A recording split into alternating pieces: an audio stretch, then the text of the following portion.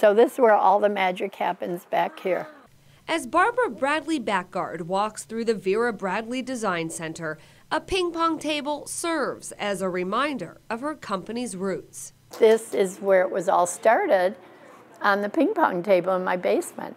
And we'd cut out the bags on here. Just around the corner, a store bursting with bright bags showcases how far the brand has come. Prints and solids and, of course, the rolling luggage I loved. February 1982, Barbara and her friend Patricia Miller were sitting in an airport coming home to Fort Wayne from a trip to Florida when the idea was planted. No one has any decent-looking, fun, feminine luggage, all black bags and all that.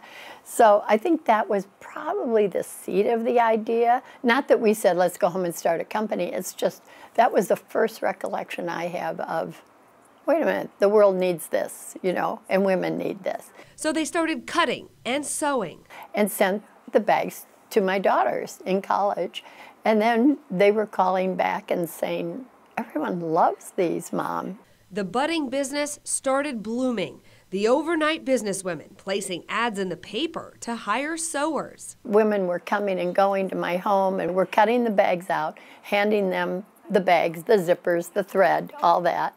They would take it home, sew it, bring it back. We'd inspect it. That started it. And they never looked back. Did you ever doubt yourself?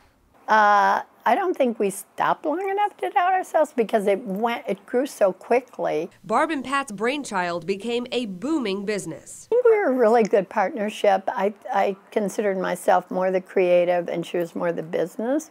The women recognized as National Entrepreneurs of the Year in 1987, and Vera Bradley won Supplier of the Century at the Retailer Excellence Awards in 2017. And we were up against Hallmark cards. All the big people. I was totally blown away by it. Did you ever experience challenges as being two women leading a company? I probably did, because men were always trying to tell you how to do it better. But I took that as an advantage. You know, oh, how should we do it better?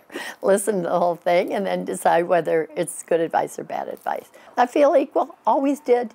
No one had to tell me I was. What advice do you have to young girls today? Say follow your strengths. If you love makeup, go into makeup. You know, if you love teaching, then be a teacher.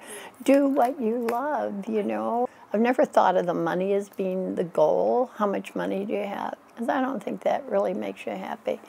I think it's doing what you love is what makes you happy. As she celebrates her 80th birthday, Barb is still taking her own advice. I call myself the oldest living entrepreneur. Expanding the Baekgaard men's line and spreading her philanthropy beyond the Vera Bradley Foundation for Breast Cancer, which has raised millions of dollars, to now Alzheimer's research and working with the Fashion Institute in New York's Design for Disabilities program.